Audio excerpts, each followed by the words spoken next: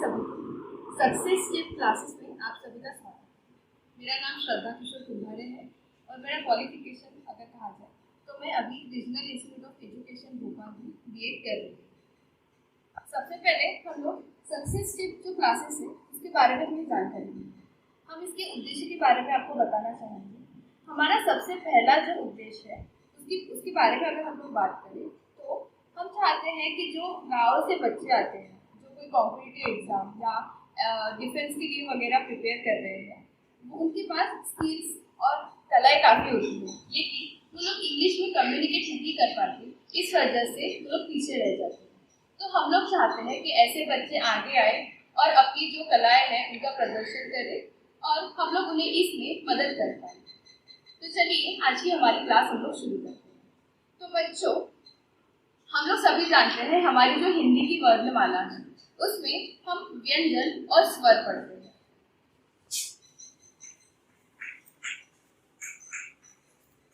हिंदी की वर्णमाला में दो चीजें होती हैं, पहले होते हैं स्वर और दूसरे होते हैं व्यंजन। इसी तरह अगर हम लोग इंग्लिश के अल्फाबेट्स की बात करें,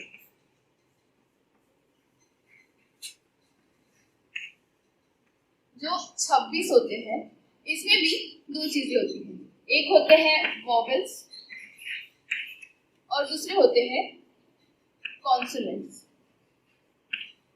तो चलिए इंग्लिश के अल्फाबेट्स की बात करते हैं।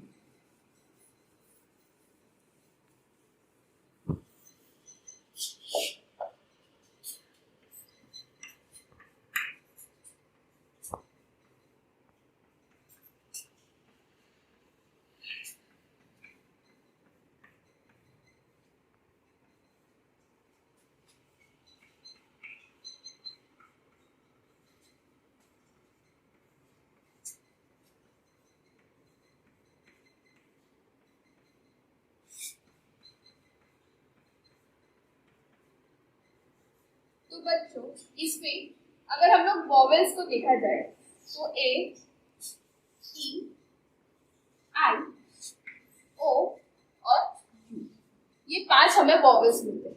चलिए अभी इनके बारे में पढ़ते हैं। तो हम लोग वॉवेल्स की बात कर रहे थे, जो थे ए, ई, आई, ओ और यू। इन्हें हम लोग स्वर भी कह सकते हैं, जिन्हें इंग्लिश में हम लोग कहते हैं वॉवेल्स।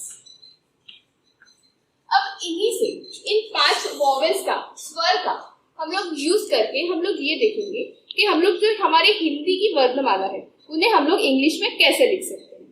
ठीक है, तो यहाँ पे मैं हिंदी की वर्णमाला के जो स्वर है वो लिखूंगी। अ,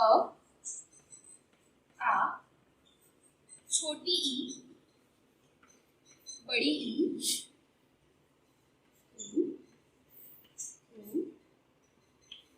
A, H, O, औ, अन और आ। तो बच्चों, जो 5 स्वर है हमारे इंग्लिश के वॉवेल्स, इन्हें ही यूज करके हम लोग जो हिंदी वर्णमाला के जो हमारे स्वर है उन्हें हम लोग देखेंगे कि हम लोग किस तरह लिख सकते हैं। अ के लिए हम लोग लिखेंगे ए, आ के लिए हम लोग लिखेंगे डबल ए, ई के लिए हम लोग लिखेंगे आई, बड़ी ई के लिए हम लोग लिखेंगे डबल ई, ओ के लिए हम लोग लिखेंगे यू, बड़े ओ के लिए हम लोग लिखेंगे डबल ओ, ए के लिए हम लोग लिखेंगे ई, आई। आई को अगर हम लोग पढ़ते हैं तो ये अगर हम लोग इसे बोले तो ये आता है आई, तो इसे हम लोग लिखेंगे ए और आई, आई। ठीक है, ओ को हम लोग लिखेंगे ओ।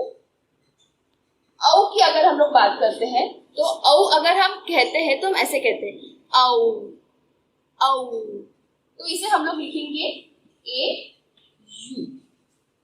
अन को अन या दोनों कह सकते हैं, तो ये आएगा ए एन या फिर ए एम। जैसे अंबर, अगर अंबर की बात करते हैं तो ए एम लगाएंगे।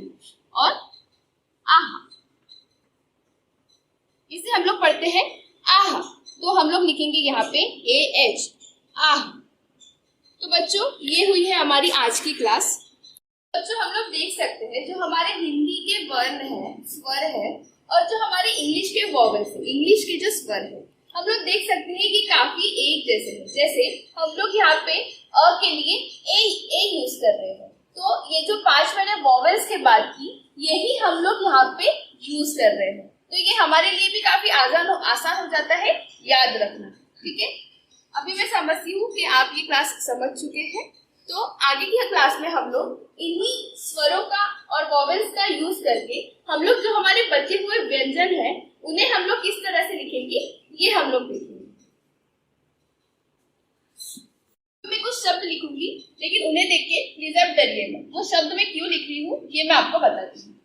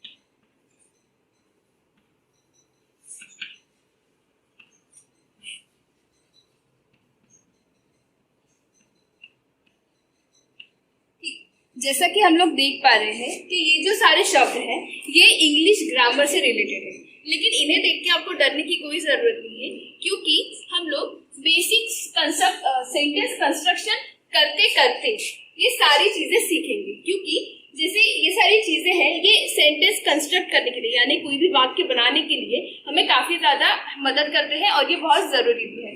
पहली बात है अल्फाबेट और नंबर्स। हम लोग जो अल्फाबेट जिसकी हमने थोड़ी देर पहले बात की और नंबर्स के बारे में जानेंगे। उसके बाद हम लोग नाउन यानी नाम, इसके बारे में जानेंगे। एडजेक्टिव यानी विशेषण, इसके बारे में हम लोग जानकारी लेंगे। वर्ब यानी क्रियापद, इसकी हम लोग बात करेंगे। एडवर्ब यानी क्रिया विशेषण।